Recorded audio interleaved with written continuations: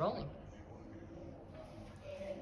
Hi, I'm Texas State Representative John Rosenthal, and I'm standing here at the Katy Independent School District Administration Building in front of their mission statement because they're attempting to pass a policy that not only runs counter to this mission statement and is discriminatory to LGBTQIA community, particularly trans and intersex youth, but it also is going to expose them to legal challenges. And it's so egregious that in a meeting format where you usually only have a handful of people in the room, there are hundreds of people who have turned out to protest this policy by Katy ISD. And actually, we're going to go just have a peek. This is the overflow room right here. So we're going to be quiet because they're listening. And I know not even. There's hundreds of people here for this. Thank you. Thank you.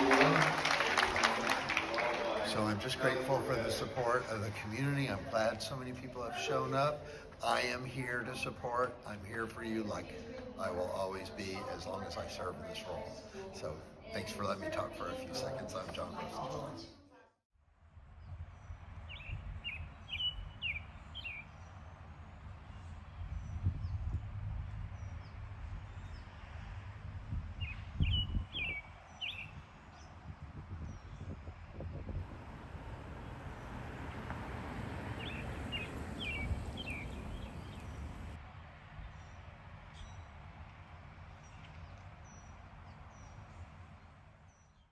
There are places where I think sometimes people are like, oh, it's just a school board election. We don't need to do anything. But they don't realize the power and influence that a large organization like Katy ISD, with all of the high schools and junior highs and numerous elementary schools that they have, they don't realize the influence, right, that they have on the entire community. Katy ISD's student population is more than 92,000 students at this exact moment. It should not be lost on people the size of Katy ISD, the significant role that it plays, and how it steers and drives culture and community in Katy. The gender fluidity policy was passed this past school year, or voted into action by our school board. The school board's core intent that they communicated was that it was a way to keep parents involved in all the aspects of their children's life and knowing everything. What it does is it places limitations on, especially targeting queer students, on how they identify and in the community, the pronouns they use, the names in which they choose to be. The policy itself is actually not super clear. There seems to be a lot of room for gray areas in there, but specifically prohibits students from identifying as a pronoun or gender other than what is assigned at birth, including their names. If a student requests to be called by a different name or pronoun, teachers must immediately tell the person on campus that has been charged to receive that information, and then that is all reported to parents and through the school district. I believe that school districts are called to create safe spaces to nurture and house students in order to learn. And I think with Katy ISD, they want to make great, amazing leaders. Well, we can't have great, amazing leaders who can't be themselves in communities, who struggle day in and day out. The policy harms students, both physically and mentally and emotionally. And any student struggling no longer has a safe space to be them, to find themselves, or safe people to talk to. I am only 17, and in my very short time on this earth, I have met multiple trans people who have been kicked out of their homes, hurt by their parents, assaulted by their classmates, because they were outed the way this policy intends to do to all of us. I have had more friends die than I can count on one hand because of the hostility that policies like this create. This policy perpetuates violence.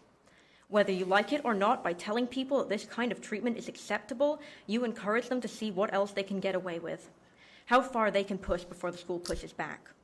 Katy ISD claims to be a place of equal opportunity, a place where every student is equal and bullying isn't tolerated.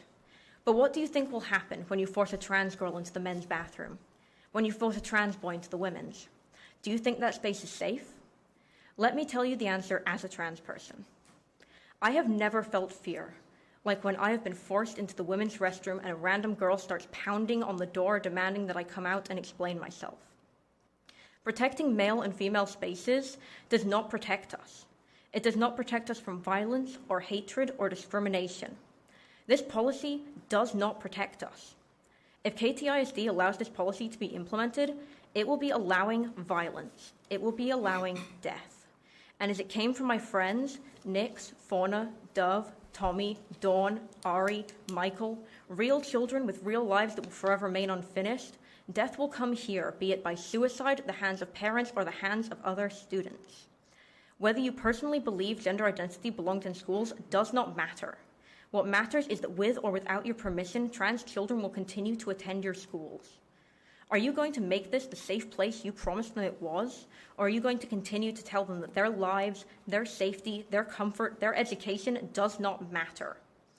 Your actions today will decide that. Thank you. Will this policy fulfill the stated mission to provide, quote, unparalleled learning experiences designed to prepare and inspire each student to live an honorable and fulfilling life? Does this align with the belief of respecting ideas and individuals and fostering a culture of mutual respect that benefits all stakeholders? I'll close with this. Trans and queer folk are humans.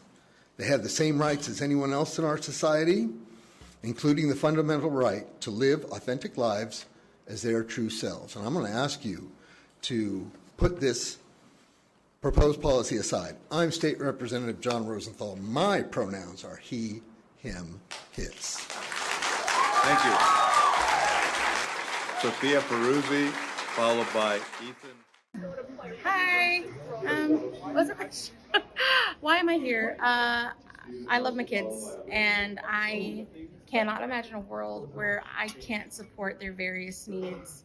And I've definitely been that kid, although not on this side of I'm not LGBTQ+, but I've definitely been a kid who has relied on a teacher in her life for various reasons. And so this is very, very important to me to be able to support all my students so they can be who they want to be, and be awesome. The relationship between a student and teacher is one of trust. And with this policy in place, there's no way a student who's finding themselves in a time of self-exploration or freedom of expression or beginning to know themselves and who they are could ever trust any faculty member, teachers, staff at the community. If students can't trust teachers, they can't even begin to be present, to learn. This policy itself unravels the whole framework and fabric of what an education in a school and a school district should be. I think one of the things that was a little bit difficult about the gender fluidity policy is there wasn't a lot of access to it right before it was presented, and there were a lot of questions about it. And I believe that while there were a few people who opposed it, there could have been a rendition of this policy that actually passed unanimously had it gone back into some review. That's not saying I support it. I'm just saying I think our school board is in a position right now where I'm not sure they're even listening to each other, let alone our community. We have a motion and a second that we can repeat that again. The motion is to postpone this action until we receive comprehensive legal brief and form a focus group of teachers, staff, parents, and community to give input and guidance on this proposed policy before it's implemented, and give a report to this board on or before the October work study meeting on October 23rd. And it's been seconded by Mr. Redmond. We will now proceed to vote. Board members, please record your vote on the screen.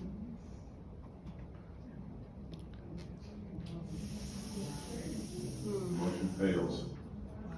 Those have it. Mr. President, I move that we vote to. The hope that somebody would hear the comments from the public, the overwhelming majority of comments from the public in opposition to this policy, that just one board member would hear them. And it was a 4-3 vote. This policy was going to be passed in a 4-3 vote at least, no matter what, because I believe the school board was crafted to make this policy pass. This was one of the first school board meetings, not the first, but one of the first school board meetings with our newly elected school board. And you're right, it's 3 of 7 school board members, which is nearly half, right? It's just close enough that when you need a majority, you only need one more person to vote. And there have been what feels like a lot of really important 4-3 votes recently. Dozens of Katy ISD students are protesting the district's controversial new gender identity policy. New rules require school staff to notify parents if students confide in them about their gender identities. They also mandate bathrooms and sports teams be restricted by the gender students are born into. Our Pooja Alodia is live for us with the latest. Pooja? Students like Alistair don't know what to expect, but they say they will keep fighting for what they believe are their rights. I'm only 17 and I have lost a lot of friends to suicide because of the hostility that policies like this create. I have lost people to suicide because of bullying, because of being forced into the closet, being just kicked out by their parents. It's important for me to speak out, not just for myself, but for the people who can't speak out. Reporting in Katy, Pooja Alodia, ABC 13 Eyewitness News. Immediately, the days right after the policy was adopted, Katy ISD high school students staged days of protest at the school district offices.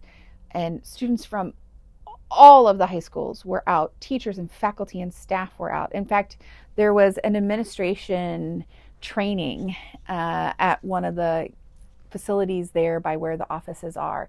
And so many of the principals and APs and administrators were coming by and honking in support of these kids who were brave enough to stand out there and make a stand.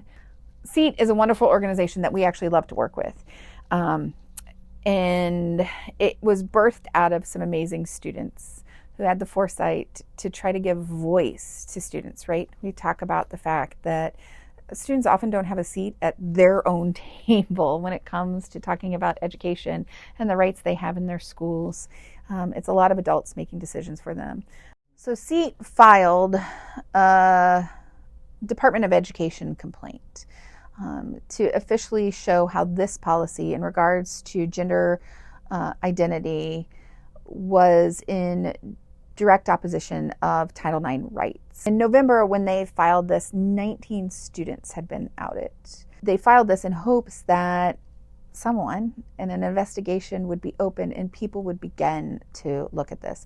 I have hope that what has happened from this, even though it's going to be painful and full of heartache and a hard road to travel, is the momentum to make change, and that it's our turn for the long game, that we're setting the seeds and paving the road for the generation that will be here 10 years from now, who will look back and be grateful that we created a place in one of the most diverse places in the nation for all people, that when the school board 10 and 15 and 20 years from now meets, they're doing innovative policies that give voice to some of our most marginalized communities and students.